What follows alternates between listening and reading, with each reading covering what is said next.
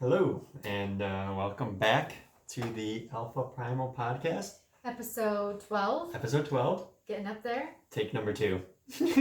Take number 2. We already did the full episode, but I wasn't talking into the mic loud enough, so yes. Or I'm close going enough. to One of work the two. on my voice. Yes. My radio voice. We appreciate it. We want to hear what you have to say.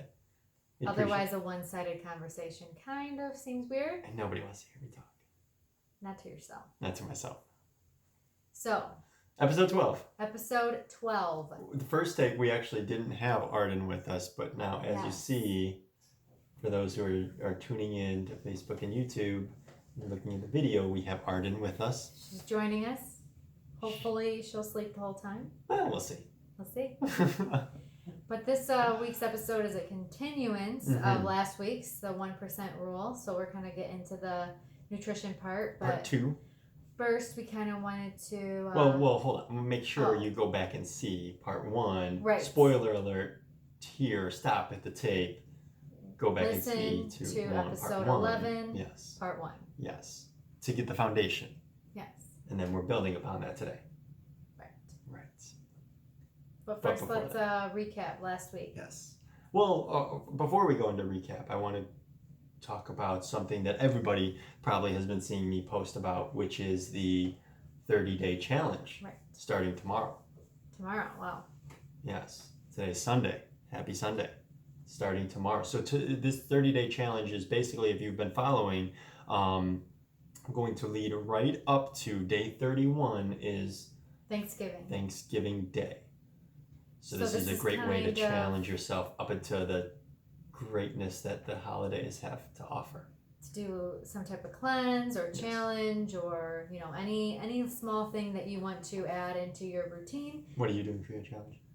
I am doing, we're both doing the no poisons, which is like no alcohol. We're also... So I'm having my last beers today. Yes. Also doing no gluten. You're doing no dairy. I'm doing no dairy almost, besides just in my morning coffee. Right, the cold brews. Yes. Yes. And then doing a squat and a hang challenge. Forced her to do a hang challenge. Yes. So forced means hang challenge. Throughout the day, I have to get, I think it's like 5 minutes in a squat. 2 minutes in a hang. 2 minutes in a hang. Accumulate a hang. Yeah. Doesn't have to be 2 minutes straight. Seems like a long time. Well, I'm doing 7. Seems even longer. But also 3 workouts a week and meditation 3 times a week. Which is a big one. Neither of us do meditation, but we want to start incorporating it. Right. And I've seen a few other people who want to do meditation as well. Yeah. And so the phone fast, that's a popular one. Phone fast is a popular one, yeah. We need to get off our phones. For sure. Enjoy the moment. Live in the moment. Enjoy the people around you. Yeah. I know I get into this habit of, I don't know, just being on my phone too much. And one of the things that, especially at nighttime, after 8 o'clock, there's no reason. There's nothing to do. It's going to improve your sleep. True. Because it won't, A, distract you from sleeping. True. B, it doesn't stimulate. Stay close to the mic so people can hear you. B, it doesn't stimulate. People want to hear this. Stimulate your mind as much like, the phone does. The blue light and everything like that. Right. Yeah. Right. So, that's a good one. Sleep. We also have a sleep goal, 8 hours. Hard for me. Which is difficult hard for you. Yeah. Ambitious with a newborn. So yes. Yes. It is ambitious, but it's also important. I've been doing a lot of just reading and listening to different doctors on sleep and sleep studies. We need to get better sleep. I need to get better sleep. Definitely. For sure. Prioritize sleep. Yeah, so that's going to be a big priority for me for the next 30 days is really making sure that I'm adamant about, going to bed at a decent time. And I feel like this week I've been better. Yeah, for definitely. Sure. So, I mean, if you put the phone down, if I'm not saying you, but it is to you as well. It is. Put the phone down and then you'll have nothing else to do besides go to sleep. Well, I'll have to read. And if you are having problems with, maybe weight loss or energy, that could be a big a big part of it if you're not getting enough sleep. Yes, So for sure. before you start doing some rigorous workout plan, you need to Regulate that body. You need to get your sleep. For sure. No, yeah, absolutely. Anything else? What are some other things? I think that's it for my challenge. I think that's it too. Limited sugars. Yes. So no Limited sugars. added sugars. So Yes. that means I have to kind of stop eating chocolate. Well, I mean, we did say limited, so you can. I guess you can use that term very subjectively. Okay, I'll have to think about it. For me, I'm going to limit my sugars, and that means no candy, no soda, nothing in my drinks. Okay. So It's gonna be a hard 30 days. For me, when I say limited, I mean there are some times where like a sausage that we get has sugar in it. Or the bacon that we sometimes eat has sugar in it. It's hard to find the no sugar bacon. Right. So I mean that's where my limits going to be. But I'm gonna stay pretty adamant about no sugar as far as anything else goes though. Okay, I think we're gonna be pretty successful. I'm looking forward to it. We're gonna wait for the dragon's blood. Is that what it's called? I think so. Dragon's blood in the whole 30. I think it's like 2 weeks in or something like that. All of a sudden they're like you have dragon's blood and so much energy. Yeah. So we'll see. Got to get over the hump of the sugar. This is too hard. Sugar shakes. Yeah, right. The sugar shakes. I just made that up. I like that. That's good. So yeah, join us with the challenge. It doesn't mean you have to do 10 things like we're doing. Right. You could do one. You could do a few. Do whatever works for you. Yeah. Make them small. Make them achievable. That's a big thing that I want. So when you look at like my list, it's pretty extensive. I've spoiler alert again for those who didn't see the spoiler alert first. Building upon what we were talking about in that first part of this last week's episode 1% rule. I have taken a good hard look at my everyday life and my schedules now and really noticed where I could be adding in a lot more just movements, just general basic movements. So my list is pretty extensive, but I've done a pretty good job about finding the time. Finding those times in the day where I can add it in, and I have access. I'm working in a gym. I have access to a gym, so hanging for me isn't as difficult. There's plenty of places for me to go hang around in a gym. Handstand hold isn't necessarily weird because again I'm in a gym and I'm not in an office in a skirt. Don't do the handstand hold if you're in a skirt. Just men. Have women. You been wearing skirts? I'm just. You know what? You can't in this day and age. Anybody can wear skirts. Okay. So maybe if I feel. Hey. Moving on. So yeah, that's sort of why I have a lot on my list. It's pretty extensive, but it's also for me it's a challenge. So I don't want somebody to sit there and look at a list like mine and be like, oh, I'm never going to be able to accomplish any of that. That's not the point of this. It's what can you do in your 30 days, or what do you want to do that you can do in 30 days that's going to be a little bit of a challenge for you, maybe get you to realize some habits that we need to change or add into our everyday life that we can and we have time, and it's really the only thing that has been holding us back is action. We thought about it, we can do it. It's just take the action now. So that's why my list is more extensive. That's where, but again, I want people to take this and run with it. Make it their own. Create a challenge that you want to accomplish and share it with us. Share it with us. Share it with the group. Give other people ideas. Take some of our ideas. Make a change. Make a change. Let's recap last week. How are your workouts? My workout's good. I did jujitsu. Oh. So one of the things in my challenge is to do 5 jujitsu classes. Okay.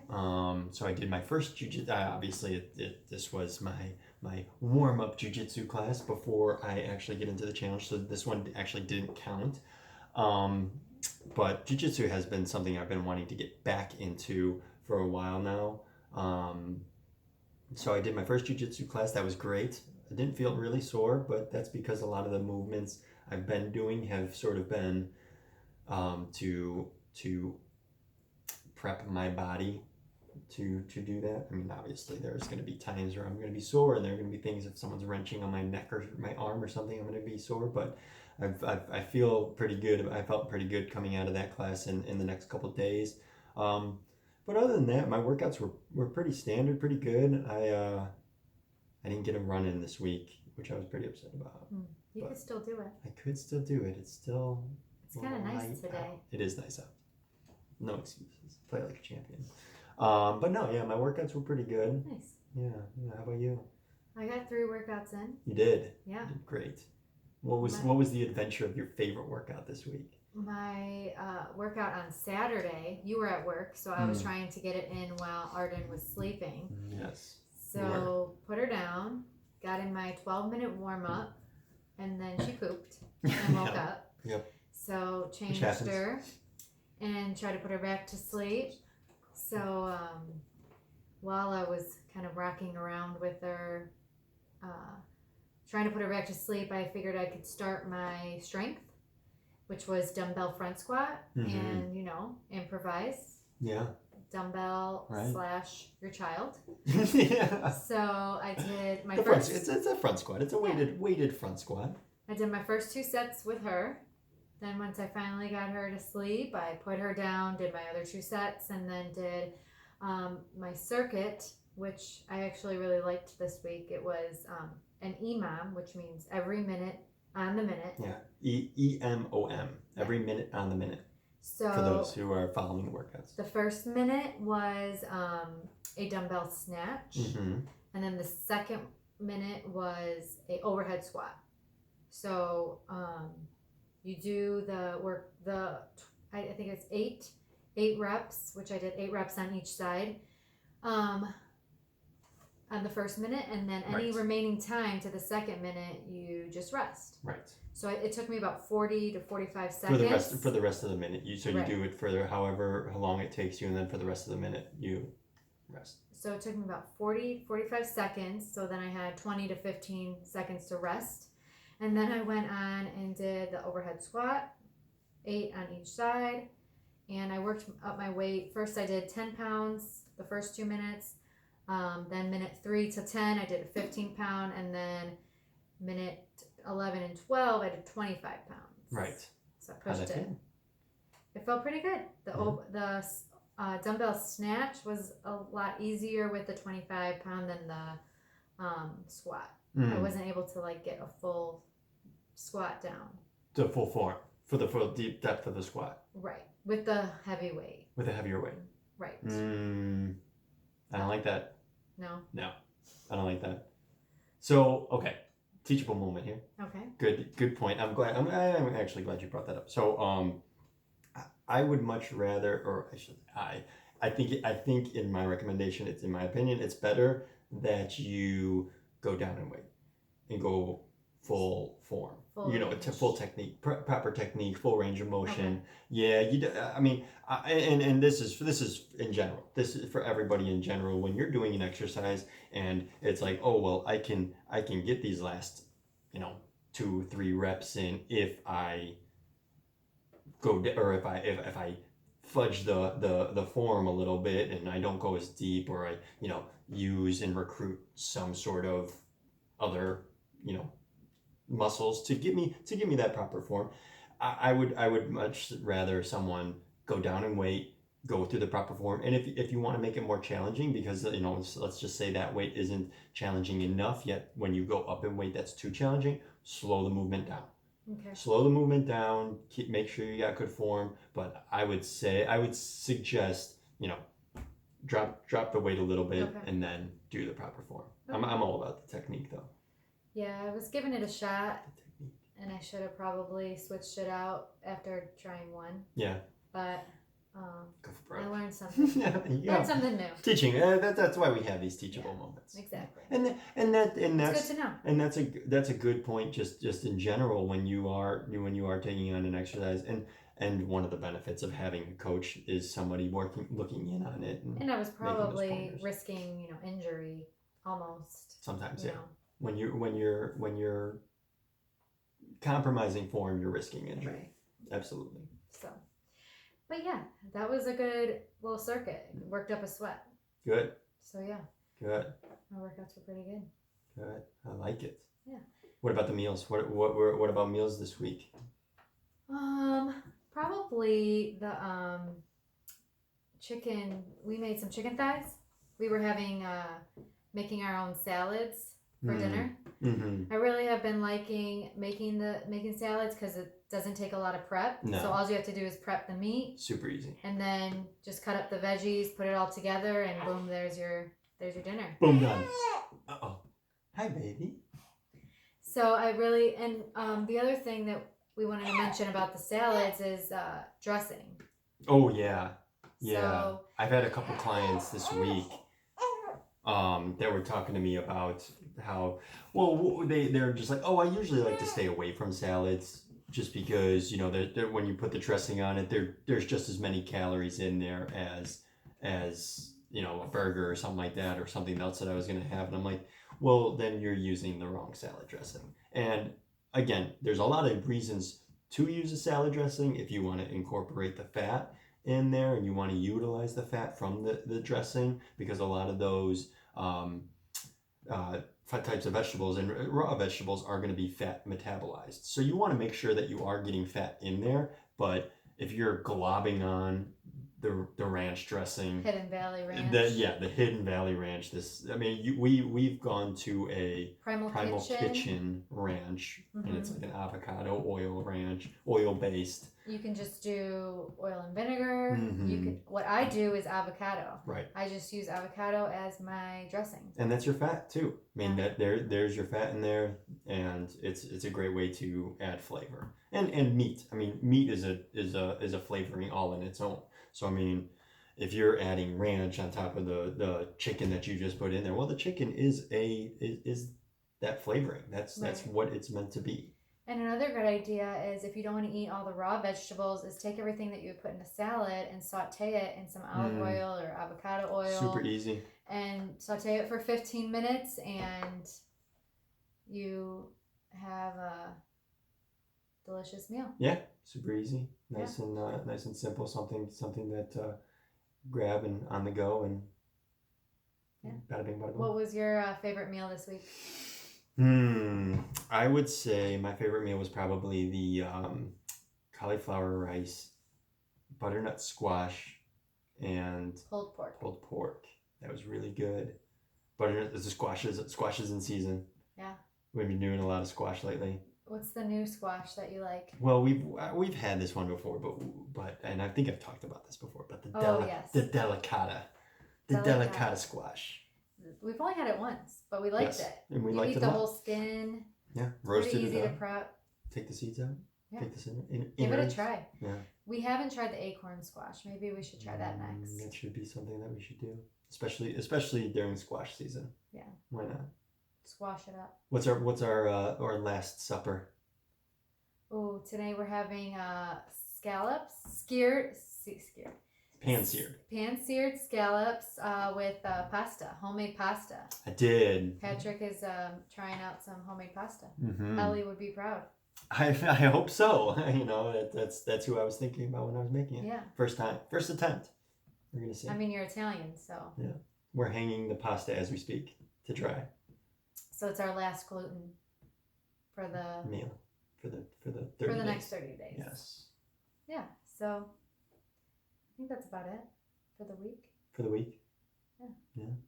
Want to get into today's episode? Yes, I do. Part 2 of the 1% rule. Today, we Ashley is going to be sharing a little bit of her contribution, her story of what the 1% rule, or how she applied the 1% rule, and then how she has introduced that from a nutritional standpoint into our lives. So, when I first started changing how I was eating, I would just make small baby steps. So that would be trying a new vegetable. I was a pretty picky eater, so there was a lot of vegetables that I haven't even ever tried. So it would be like one week I would try onions. Okay, now I realize that putting onions in a lot of recipes adds a lot of flavor. Right. And it's something that I actually liked. So then after that, all the time. Yeah.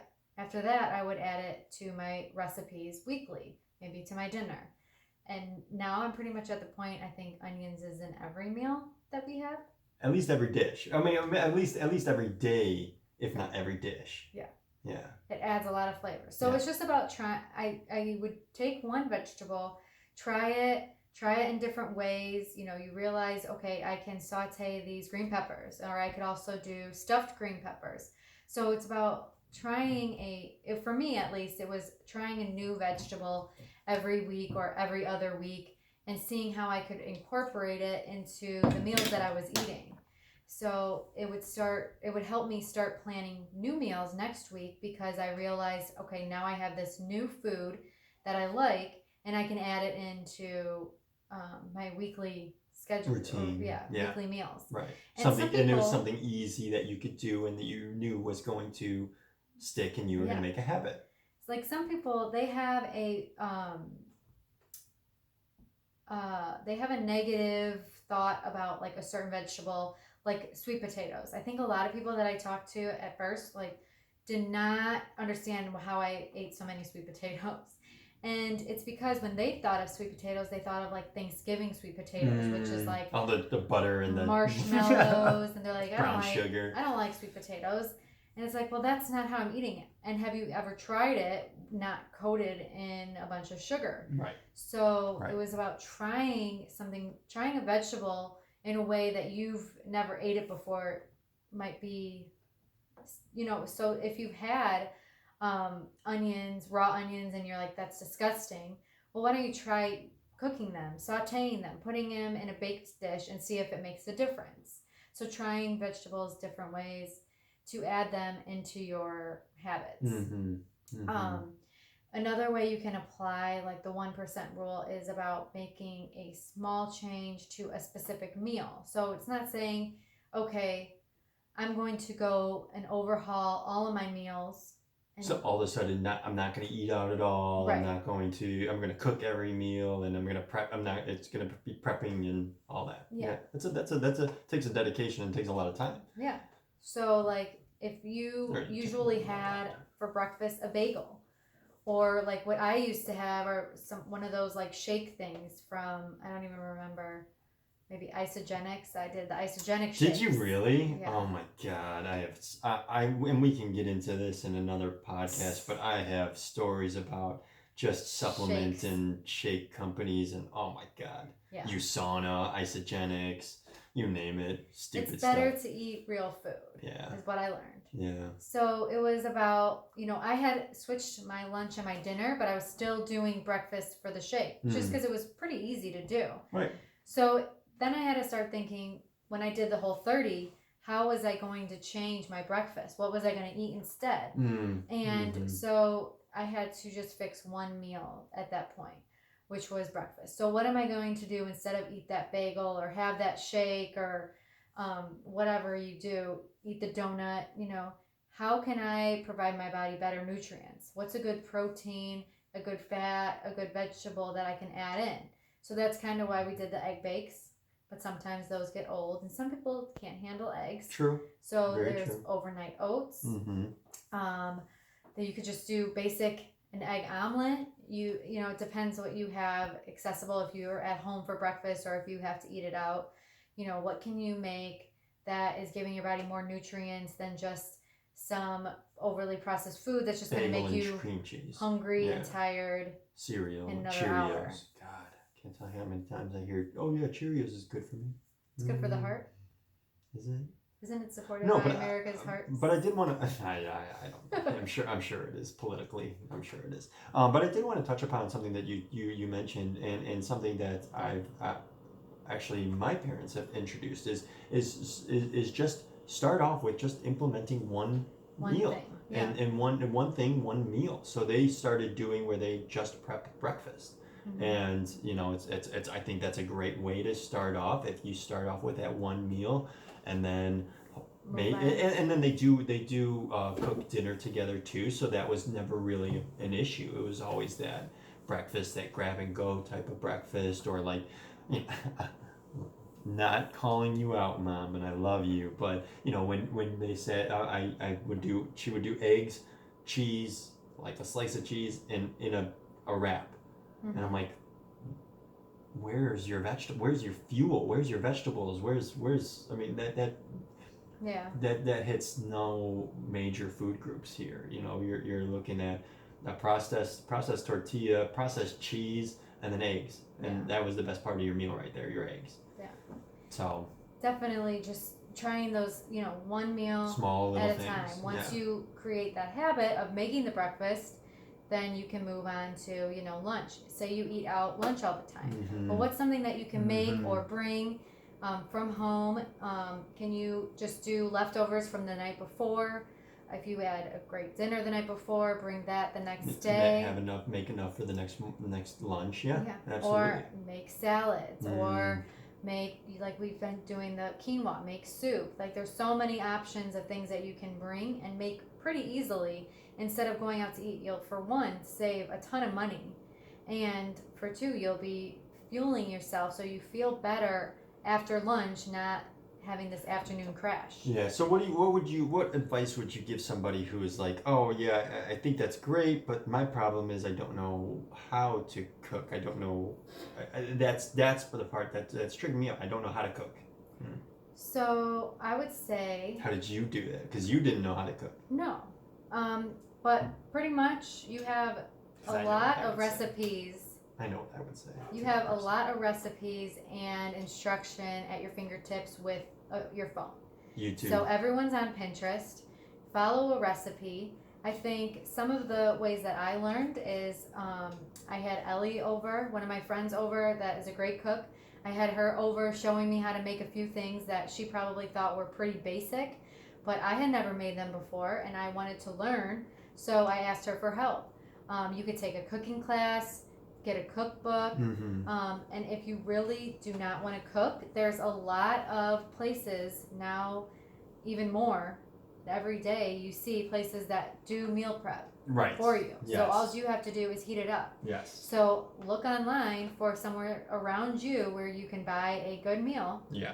And there are a lot of healthy ones. You don't have to, do your research to find the ones that are getting better reviews, better quality food. Right, organic. I mean, there really truly is no excuse these days to not be eating healthy. With every avenue that we have to, I mean, you literally don't have to prep a single thing and you can eat healthy. All you have to do is put it in a microwave and you can eat healthy. So like I find it very disingenuous when someone's like, oh, I don't have the time, I don't know how to cook. Learn.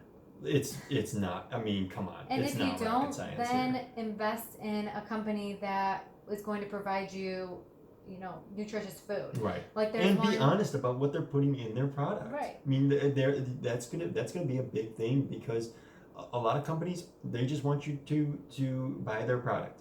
They're not going to be honest if there's something unhealthy in there and that's what you're looking for and that's your number one thing.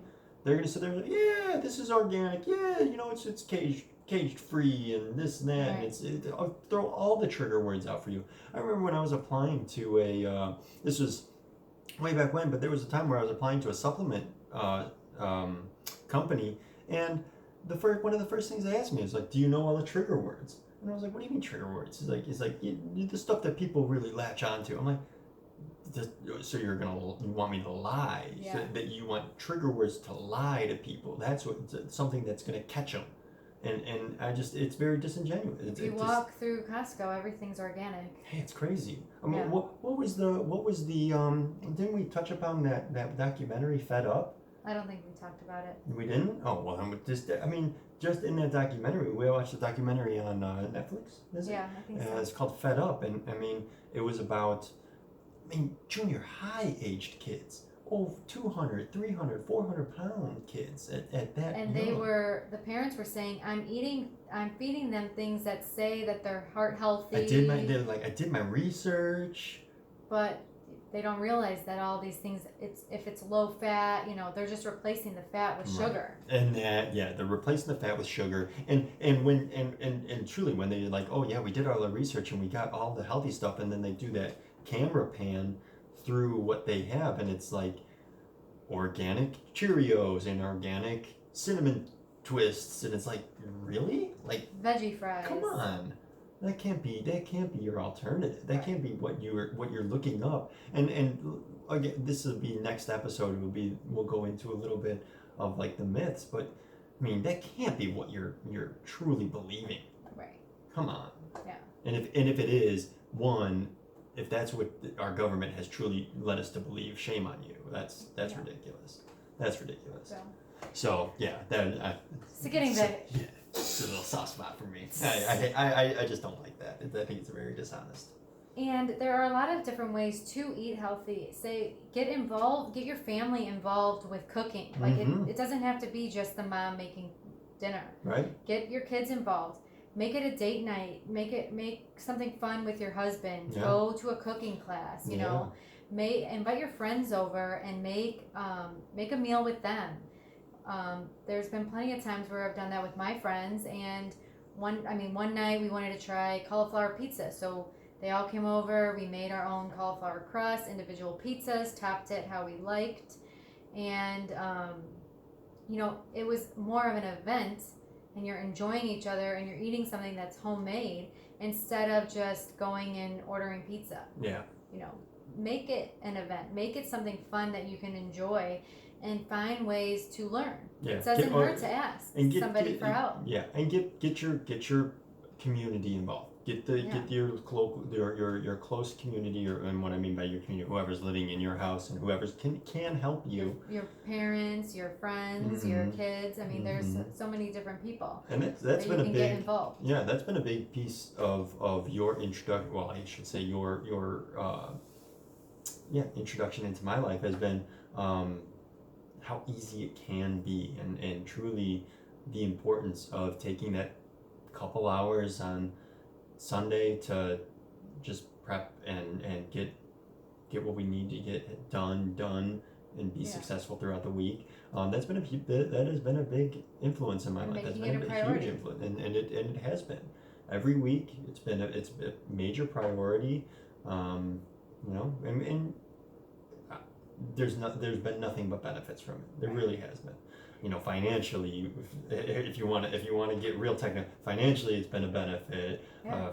Through my workouts, it's been a benefit. Through just my everyday habits, there's just there's no question that is the right thing to do. And it's not going to happen overnight, and Right. you have to set realistic goals with yourself, and you're not going to change your diet, do a whole 360 if you say you never made food before. You need to start small, make achievable goals, and make achievable habits or achievable movements, so that you're actually making these habits and something that you just automatically do. Yeah. Like, it's without question that we do the meal prep, and that there's at least one, if not 3 or 4 vegetables in our meals. Every meal, not just throughout the day. Right. Every meal. So it takes time to make that a habit, but do the work, set small goals, check them off your list, try new things, get adventurous. Yeah. Make it more exciting, make your life more exciting by trying new things. And accomplishing what you want to accomplish. I mean, you set a goal, or you have an idea of where you want to be and what you want to look like, or how you want to feel even, and hold yourself accountable to that. And that's where it's a great way to sort of come to a head with this. That's sort of the idea behind the 1%. Right. I want people to take the reason I labeled it. There's so many different ways you can call it. I called it the 1% rule, to try to get people to wrap their head around how small of a change it truly is. A quote by a guy that I've always followed, and I shouldn't say always followed, but I've been following recently, and I like what he says is, if you set a goal and you come to me and you said, that goal, it's too much, I can't achieve it, you've set your goal too high. You've set your expectations, you set your standard too high. Lower your standards, lower your expectation. There's nothing wrong with lowering your expectations to something achievable, to that, so that next time or next time you Right. can achieve that. But if you're sitting here saying that I've set 5 goals and they were just too much and I couldn't achieve those 5 goals, well, why did you take one of those goals? Right. Because if you achieve one of those goals, that's better than achieving none of those goals. Achieve one, move on to the next. Right. So you might have an overall goal. So say you want to lose 20 pounds, but what are some small goals that you can set to achieve that? Mm-hmm. So first it might be getting 8 hours of sleep. Yep. Once you start doing that, then it might be Snowball effect down. and doing yoga 2 times a week. Right. And walking 3 times a week. Right. Set small goals, and it doesn't have to be, okay, I want this goal in my movement, I want this goal in my fitness, and then this goal, In my personal life. it doesn't have to be like that. Right. One at a time, Mm-hmm. add them in slowly, do something that is achievable to you. Right. And maybe you might need something like a checklist or a calendar to keep yourself accountable. Yeah. So like for our 30-day challenge, I'm going to make a calendar. So each day when we do those squat and hang things, in order for me to stay accountable, I have to literally cross it off. Mhm. Because if not, then I'll just kind of ignore it. Oh yeah, I did it. Yeah. I got 3 minutes in. No, I absolutely agree with you. I absolutely agree. It's So- something that you're accountable to a outside entity rather than just yourself. Right.